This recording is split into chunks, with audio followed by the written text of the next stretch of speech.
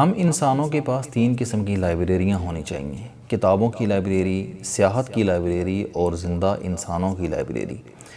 میں سب سے پہلے کتابوں کی لائبریری کی طرف آتا ہوں۔ کتابیں ہمارا سرمایہ ہوتی ہیں۔ آپ کتابوں کو دوست بنا لیں، آپ کو کسی دنیاوی دوست کی ضرورت نہیں رہے گی۔ میرا ذاتی تجربہ ہے کہ دنیا کی کوئی کتاب فضول نہیں ہوتی۔ بری سے بری کتاب بھی آپ کو کچھ نہ کچھ ضرور دے کر جائے گی۔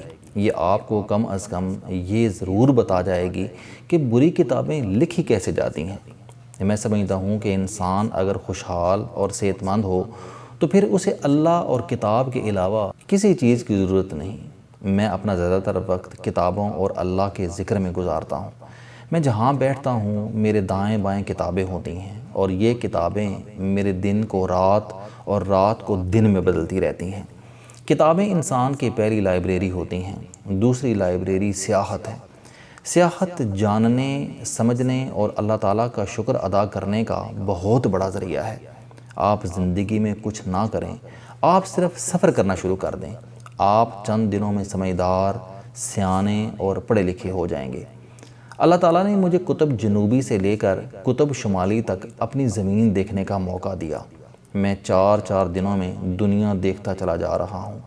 یہ اللہ کا خصوصی کرم ہے۔ میرے اکثر دوست پڑھ کر سفر کرتے ہیں۔ یہ جہاں جا رہے ہیں یہ پہلے اس کے بارے میں تمام معلومات جمع کرتے ہیں اور پھر وہاں جاتے ہیں۔ میرا طریقہ واردات ذرا مختلف ہے۔ میں پہلے وہاں جاتا ہوں اور پھر واپس آ کر اس کے بارے میں پڑھتا ہوں۔ یوں وہ جگہ اور اس سے متعلق تمام چیزیں میرے حافظے کا حصہ بن جاتی ہیں۔ میں اگر کسی مجبوری کی وجہ سے ملک سے باہر نہ جا سکوں تو میں پاکستان کے اندر کسی تاریخی مقام پر نکل جاتا ہوں۔ میں صدیوں کا جاہل ہوں، نالائق بھی ہوں اور کم عقل بھی۔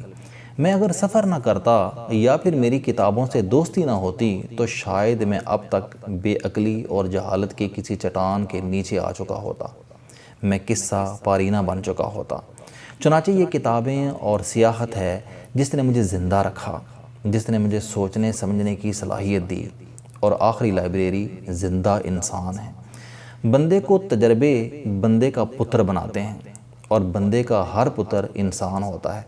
میں دلچسپ، فنکار، ہنرمند اور کامیاب لوگوں کی تلاش کی لت میں مبتلا ہوں۔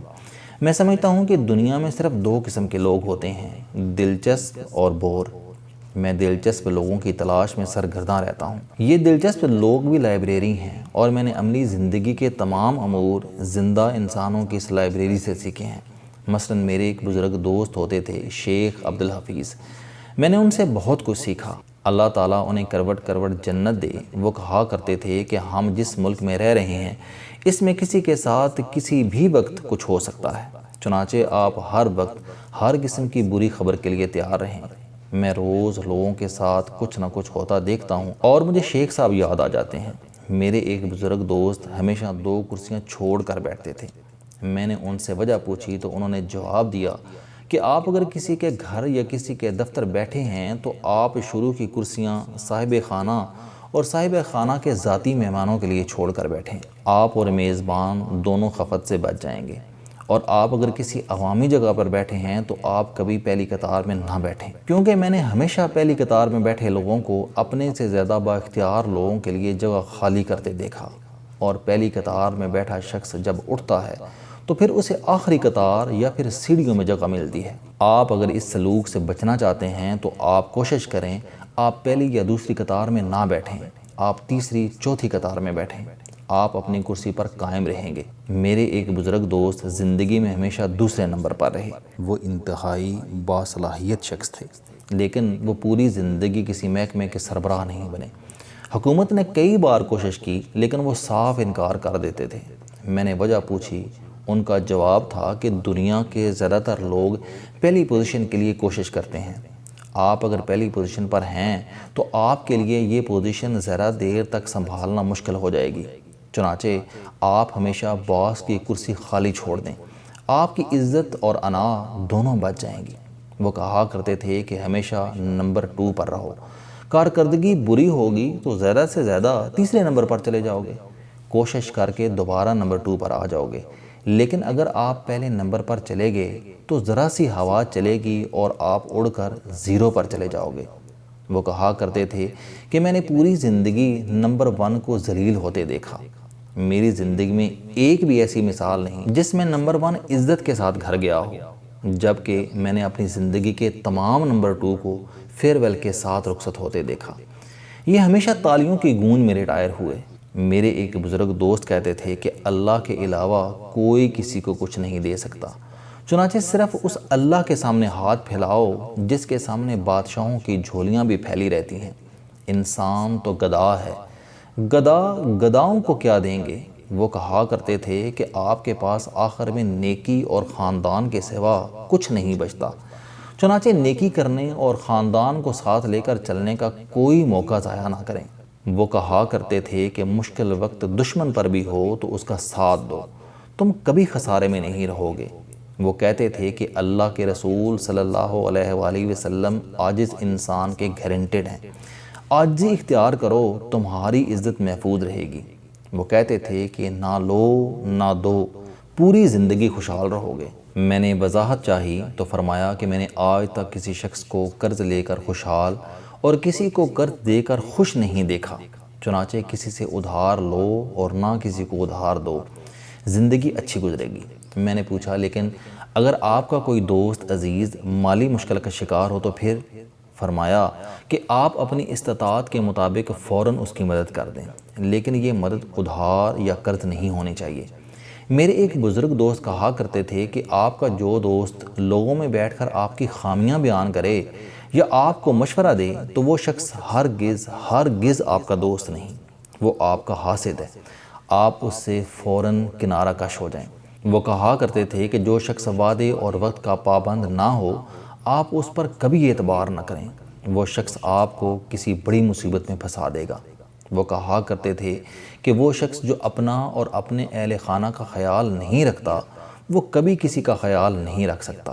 کیونکہ جو شخص اپنا اور اپنوں کا نہیں ہو سکا وہ کسی کا کیا ہوگا۔ وہ کہا کرتے تھے کہ دنیا میں بے ایمان سے بڑا بے وقوف کوئی نہیں ہوتا۔ کیونکہ وہ شخص یہ حقیقت نہیں جانتا کہ عزت، رزق اور اقتدار اللہ کی امانت ہے، یہ جسے چاہے اور جب چاہے دے دے اور جس سے جب چاہے واپس لے لے، چنانچہ اللہ کی امانت میں بے ایمانی، توبہ توبہ، اس سے بڑی بے وقوفی کیا ہوگی۔ میرے ایک بزرگ دوست کہتے تھے کہ کھانا جو آپ نے کھا لیا، کپڑا جو آپ نے پہن لیا، خوشی جو آپ نے محسوس کر لی اور بستر وہ جس پر آپ نے سو لیا، باقی سب ہندسے اور بیلنس شیٹس ہیں، اور یہ ہندسے اور یہ بیلنس شیٹس آپ کے کسی کام نہیں آئیں گے۔ وہ کہا کرتے تھے کہ گھر خواہ چھوٹا ہو لیکن بستر نرم، کھانا گرم اور بیڈ روم روشن، ہوادار اور موسم کے مطابق ہونا چاہیے۔ یہ گرمیوں میں ٹھنڈا اور سردیوں میں گرم ہونا چاہیے۔ وہ کہا کرتے تھے کہ کاروبار اور بچوں پر جتنی سرمایہ کاری کر سکتے ہیں کریں، آپ کو کبھی گھاٹا نہیں پڑے گا۔ وہ کہا کرتے تھے کہ ہمسائے اچھے ہیں تو کٹیا میں بھی سکھ ملے گا، اور اگر ہمسائے اچھے نہیں ہیں تو پھر محل بھی بیچ کر چل پڑو، آپ کو اس میں بھی خوشی اور سکھ نہیں مل سکتا۔